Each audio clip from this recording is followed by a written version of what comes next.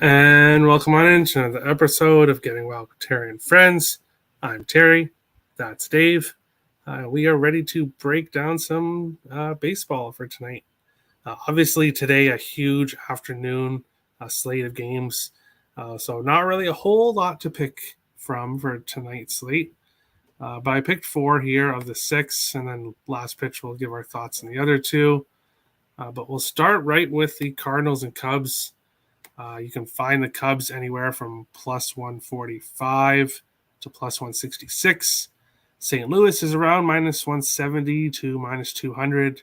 Eights and a halves available in this one. I like the Cardinals in this spot. I'm still trying to figure out exactly how I'm going to bet them. I do have them in a 3-team parlay, but looking at it singly as well, I want to get into something, but haven't fully decided yet. Mikolas, 8-8 on the year with a 2.86 ERA. He has pitched pretty well. I think he's coming off a rough start here. Sorry, my internet is being slow. His last start against Washington, 2 earned runs, 6 hits. Previous to that was a bad start against Cincinnati. So he did bounce back in his last start. This Cardinals team, watching them play the Blue Jays, they are a very good team. So I think they're better than their 55-48 record. Cubs 41-61 on the other side. A lot of people surprised that they didn't trade away any of their players. Justin Steele has been pretty good his last 2 games, giving up nothing against San Francisco in 3.2 innings. And then 1 earned run against Philadelphia the game before that. But San Francisco not really playing that well right now. And Philadelphia is Philadelphia. That might have been on a Tuesday. Who knows? But I'm looking at the Cardinals in this spot. We'll see exactly how I get to it singly, but I do like St. Louis money line as a parlay piece. Dave, Cardinals, Cubs. What do you think here? Yeah, I agree with you. This is definitely a Cardinal spot. I like Miles Mikolas. I've talked about him. He's actually got touched up against the Reds and he got touched up against the Brewers. But besides that, you look at the stat lines for his starts. They're real solid. The guy pitches better at home. Now, he does pitch a little less good, I guess you could say, against the division. But that's normal for any pitcher because those are the teams that see you the most. And, familiarity and seeing each other definitely is more on the batter side than the pitcher side. So I like the Cardinals. Justin Steele's fine enough. But let's talk about the 2 teams and kind of where they sit. Why the Cubs didn't make a move, I don't know. That team is crap. And I don't know what they're thinking. They're irrelevant. I when I'm capping, rarely am I ever looking at the game unless I like the other side. I haven't bet the Cubs this year. They stink. And the Cardinals didn't get Juan Soto. They wanted him. They got Jordan Montgomery, which is, I don't know if that's an upgrade or what that is. He was a fairly decent pitcher on the Yankees. We know what happens when the Yankees get rid of people. They fall off the face of the planet. So really the Cardinals also need to play. The Cardinals, you said, they're a good team. If the season ended today, they'd be tied with the Phillies for the last wild card spot.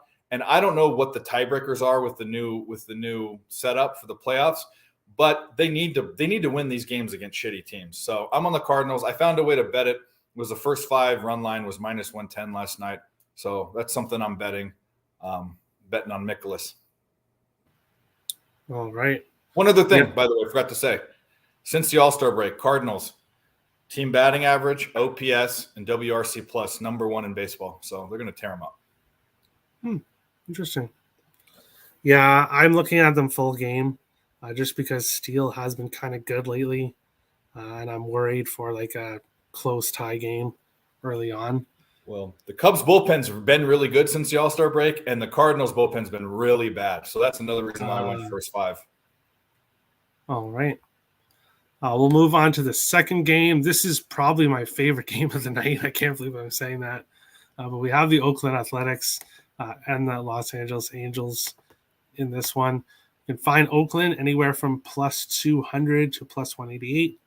The Angels are minus 250 to minus 227. Sevens, I see a couple 7.5s and a 6.5 power play. in this one. For me, I've been on the same thing for a bit now. This Ohtani strikeouts.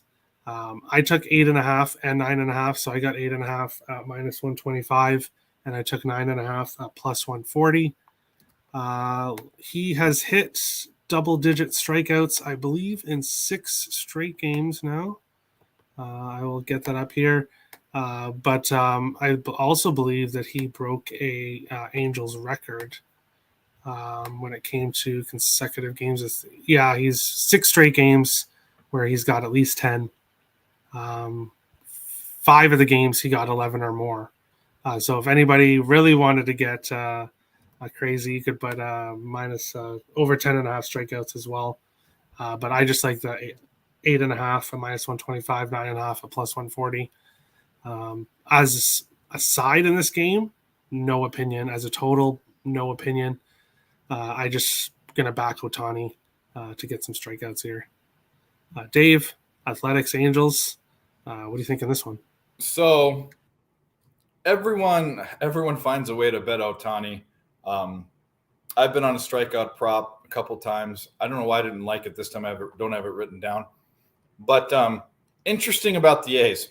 Since the All-Star break, which is, you'll hear me say that a lot now. I think it's, you kind of have 3 parts to the season. After the All-Star break is completely different than the 2 parts before. But anyways, the A's are a different team. The A's bullpen's been pretty good. They've been batting. They're in the middle of the pack now at the plate, whereas they were at the very bottom. So Ohtani's Ohtani. I would never take a first 5-inning bet against him. But the Angels don't hit. The Angels bullpen sucks. And so when he hands the ball off, who knows what's going to happen? So I don't have an official bet in this game. But if I did, I'd look at the Oakland A's money line as a dog full game. I don't know what it's at because I didn't look at it. But that'd be my bet in that game. I'm not betting it, though. Yeah, I think it was like plus 2 something when I was looking at it there. Yeah, it's not. That's why I didn't write it down. It's if I'm going to take a shot at a dog, actually, there's 2 shots I could take at a dog today because we've got that other game, the Padres, where Snell's we'll talk about that in a minute. But yeah, I'd look, or maybe even look at the Oakland run line. I wonder what they're getting for a 1.5. Oh, go check it out here. Yes, Oakland money line is around plus 200 to plus 180. Okay. You can find them plus 1.5, minus 105 to minus 115. So that is a good price for a. Yeah, it's a great price. I'd probably actually go with the money line, but the run line, but take a shot with the money line. Everything else about the Angels is not good besides Ohtani. Yeah, exactly. Going on to the next one is the game you just brought up there, Colorado and San Diego. I'm trying to get the exact numbers up here. So Nick, as we know, has been fading minus 300s lately. And he actually did, here it is. So since he started doing it, the full game is 3-10, minus 1.75 units. But the first 5 is 6-6-2. He's up 8.85 units, fading minus 300s in the first 5. So the first 5 seems to be more profitable when doing this. That is the previous game. Let me get up this next one. As I said, they are a minus 300 right now. San Diego. Wait, my internet's slow a little bit. So Colorado you can find anywhere from plus 240 to plus 260. San Diego's around minus 300 to minus 330. 8.5, some 8s. Confirmed lineup has not been confirmed, but it is expected that Juan Soto and Josh Bell will both make their debut for San Diego. So that will be a boost for the Padres. And I think the Padres played pretty well yesterday against this team that they've had issues with in the Rockies. And I think that the fact that their GM went and got Soto and Bell, I think that has already affected the the dugout in the locker room with those players not even having taken the field yet. So I can imagine what happens when they do take the field. I want to back the Padres so badly. I do have them in my 3-teamer with St. Louis and the other game that we'll get to here. But they are a minus 300. So I would caution with backing them, obviously, on the money line. If you wanted them minus 1.5, you're looking at minus 140 to minus 160. Minus 2.5 is about plus 100 to plus 115. I'm probably going to be looking at a same game parlay backing the Padres and probably their team total over and maybe a Soto prop. But I may take a look at other players as well. So that's probably the best way to go about this if you want to back the Padres. But want to talk anybody off the first 5 backing the Rockies because fading minus 300s in the first 5 is done very well. So I want to talk anybody off that.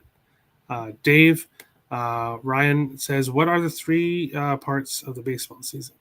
So the first two months of the season, just like any sport, really, the books don't have their numbers lined up. They have their expectation, they have their power indexes, but there are teams that are surprises. So there's a lot of opportunities to make plus money, to make some big bets, and that's why my particular record, the actual percentage, goes down a bunch in the first 2 months of baseball, but you're still making money because there's a lot of plus money dogs. Then it starts up into the All-Star break. After that, it starts to even out, and you have to kind of shift towards looking at favorites more. But by the time the All-Star break comes, and you can see it in these lines and how ridiculous these prices are, the books make it are on their shit, and they make it really hard to bet the standard bets. Like you're looking at lines of minus 250, even teams that you don't usually see favorites at like minus 170. You'll see the Cardinals or something. So they make it real hard on you. That's because they've kind of honed in and their numbers are correct. So it gets harder, just like any other sport, to make money as the season goes on. But I'd say from the All-Star break up into the playoffs, it's the toughest part of the season to make money. All right. What do you think, Rockies and Padres? Okay, so first of all, there's a lot in this game. I don't know, this game and these 2 teams, there's a lot to be said for a lot of reasons. I do have a friend that's going to the game. He was able to get standing room only. A little brightness problem here. But it's big. It's big for that city. You know, that San Diego is a great fan base. When they got the Chargers ripped away from them, they went to LA. LA didn't want them, and San Diego didn't want them to leave. So the Padres are the only show in town down there, and they're not a team that's had a lot of success. You know, they went to the World Series in the late '90s, got crushed by the Yankees, and they've kind of been talking about that ever since. So them to get the guy, the big trade, and beat out the Dodgers that are in the same division is a big deal. And they got Josh Bell too. And I have no problem with them giving all those prospects away. I know CJ Abrams was a big guy. I mean, they basically said, we want to win now. And they're a couple relievers away from being a contender, in my opinion. But here's the problem. Blake Snell's pitching. Blake Snell is has one of the top 5, or actually the top 5 auto fade for me of any pitcher. He had a good – people saying, oh, he's pitching better. Pitching better than what? A 7 ERA? He's still going to be – he's an end of the season in the 4s. And he's inaccurate. He walks. He strikes out a lot of people, but he walks a lot of people. One of the highest walk rates for any starter. So he's an auto fade. And you're telling me they're going to put this game at minus 300? I'm going to sprinkle this game. I have a best bet on this, which I didn't post last night. The best bet for me is the first 5 money line. First 5 run line. You're getting 1.5 for minus 112. That's great. But I'm going to bet the first 5 money line and the full game money line. And we're going to hit one of those because Blake Snell ain't no minus 300 favorite. That's for sure. And was it Tim or Nick that bets the Nick? Okay, Nick. He was on another show in the comments talking about that today that I was on. The reason why the first 5 is better is because you have teams that come out and kind of put on a shock, and then you have these better teams that are going to be 300 favorites, like the Dodgers or the Yankees, that are built to come back. And we've seen it this year. that the Dodgers and the Yankees have had teams that shocked them the first 5 innings and then went on to win. So that is a better bet for these big favorites as first 5 for sure. Yeah, I think he's been doing so well with it in the first 5. Mm-hmm. For me though, I just don't think I'm going to be able to fade this Padres team. And even with Blake Snell, I think this Padres team is going to be dangerous going forward. But I definitely understand taking the nice plus money with the Rockies for sure. We'll jump into the 4th game, the Dodgers and the Giants. I'll bring up the odds. You can find the Dodgers right now anywhere from -170 to -192. San Francisco's +145 to +160. 7.5 right across the board. You can find San Francisco +1.5, anywhere from -110 to -120, or Dodgers -1.5, -105 to +100. I'm on the Dodgers -1.5. I added it late last night, and it worked out well. I'm also going to be doing a same game parlay that will have Dodgers money line with Trey Turner and Freddie Freeman, both to get hits. That cashed last night as well. Freddie Freeman, Trey Turner are just really, really good baseball players. And this San Francisco Giants team is just – I loved betting them last year. They made me a lot of money last year. Didn't start off too bad this season, but then somewhere just kind of fell off a cliff. I don't know exactly what happened to them, but I have no intention of backing them. So I'll take the Dodgers -1.5. They're rolling right now. Freddie Freeman and Trey Turner to get a hit as well. Dave, Dodgers Giants. What do you think here? Yeah, I'm gonna bet a bet that I bet the past 2 nights. And I'm not – the Dodgers are a team that you can never get a good price on, so I'm not usually betting sides, totals or what I can usually get away with. But the past 3 nights – this will be the 3rd night, sorry.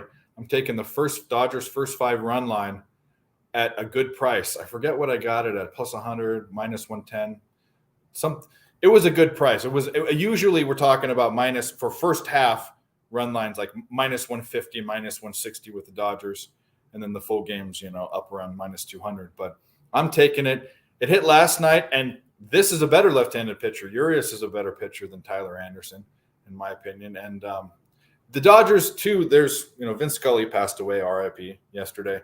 And in Dodgers lore, he's on the Mount Rushmore, up there with Sandy Koufax. He was with the team for 67 years, and they're still thinking about that. And they're kind of playing for him. And it's also, by the way, the Giants-Dodgers is supposed to be a rivalry game. The Giants are stinky. But I think the Dodgers are going to play well through the rest of the season. And now they've got added pressure. They put the pressure on the Padres to give up the farm for Soto, or at least that's the word. So now that the Padres have them, they can't let up because that team's going to put some pressure on them through the rest of the season and years to come, depending upon how long Soto's there. I hope they have games coming up against each other before the end of the season. I'm sure they do. Incredible. But yeah, I'll be looking forward to that. And then to your question about your comment about the Dodgers run line, first 5 right now, most books have it around -120 to -25. It's gone down. It's gone up. So there are 2 books that do have -110 though. I'll tell you what I got it at last night. I posted it. I got it at -105. So that just shows you how much the money's moving. Yeah, exactly. BetStamp, use code WILD. I'll use this for the example like I just gave out. So Dodgers -1.5 or -0.5 in the first 5. Most books around -125, -120, -118. But if you have access to BetMGM or PowerPlay, you can get it for -110. So look for the best odds from whatever books you are using. Follow me there at Let's Go Wild Picks. You can also have the score updates. Kansas City first 5 was definitely a mistake, but it's all good. Houston kicking Boston's butt. So there we go. But we'll go on to last pitch. We do have the earlier game, 6:40, where we do have a huge huge pitching mismatch in Minor and Alcantara. Mike Minor obviously 1-7, 6.31 ERA. Sandy Alcantara 9-4 with a 1.99 ERA. Completely different pitchers on completely different ends of the scale. But this Miami team is not playing well, and the Cincinnati team is playing well. So for me, it's a pass because I can't back Cincinnati. I can't fade Sandy Alcantara, but I can't back him in this spot either because Cincinnati has been playing well, and I could see an underdog spot for them. Milwaukee, Pittsburgh, no real opinion for me in this one.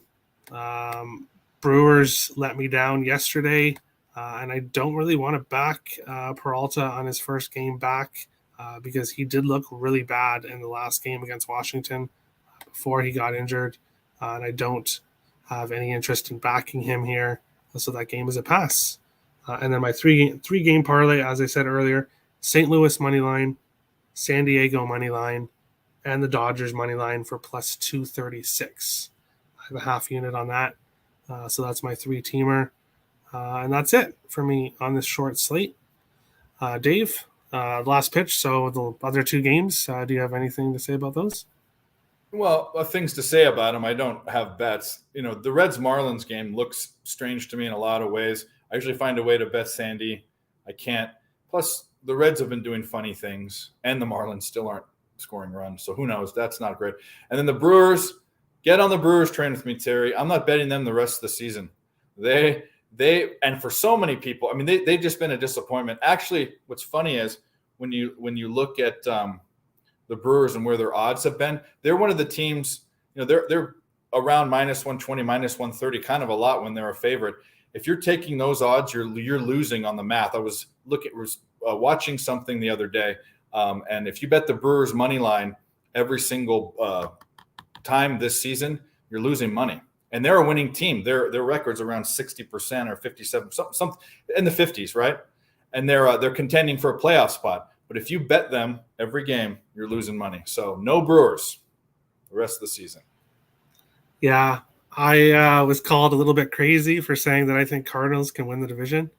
But I do. Cardinals are a second-half team. They've always been. And by the way, the Cardinals, them and the Indians are the 2 teams for the past decade or even 2 decades that get into the playoffs, and at the All-Star break, they're not even really talked about. They just have great second halves, and they're good. They're well-run organizations. And the Cardinals are going to the playoffs this year.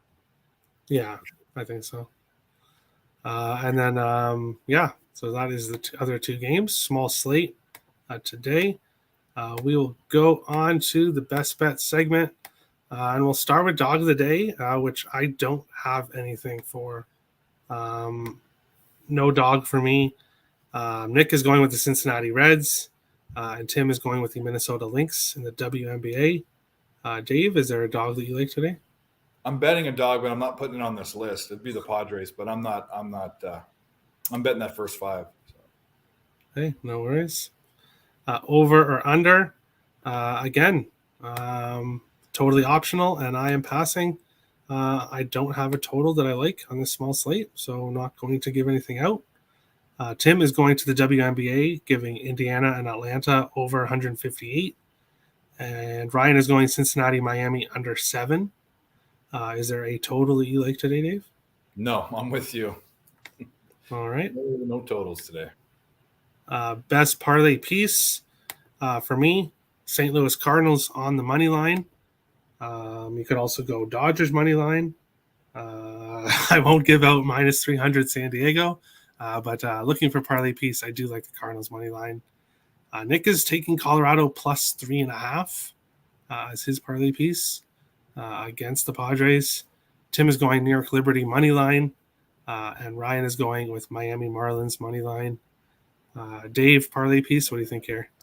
The Dodgers are at minus 170. I don't like to, even though this is parlay piece, I'm not going to give anything out over minus 200. That's just against my religion. Hey, no problem. As you said before, you don't condone parlays, but the Dodgers are minus. I can get them at minus 169. Yeah, let's go Dodgers. I can sleep at night with that one. Perfect. And the best bet for me, I was going to go Ohtani strikeouts. So that was my close second. But I'm going to take the Dodgers on the run line. I just really like what they're doing right now. So plus 104. Nick is going Colorado Rockies first 5. Money line, putting 2 units on it for plus 255. Tim is going with the New York Liberty and the WNBA minus 110 for 2 units. And Ryan is going Colorado San Diego over 8.5 in this one. Dave, what do you think? Best bet? I'm with you on the Dodgers. I'm going first 5 run line. Right. And I will get, it was plus or minus 110. Richie is on the Reds, Pirates, and Rockies. So a dog day for you. Good luck, Richie. And Keith Wicks Jr. is on LED minus 1. Best of luck on that as well. Before we finish off the show, 1 week until our NFL preview show. So tune into that 1 week from today. I was mistaken. The NFL preseason does actually start tomorrow. There is 1 game, but I chose for next week because there's actually more than 1 game then. So I figured get a little bit closer to NFL season. So make sure to tune into that. And that is it. So if you're new to the channel, hit the subscribe button. If you like the content, smash the like button. Appreciate all the support. And we will see you again tomorrow, 4 p.m. Eastern, for another episode of Getting Wild with Terry and Friends. Have a good one, guys.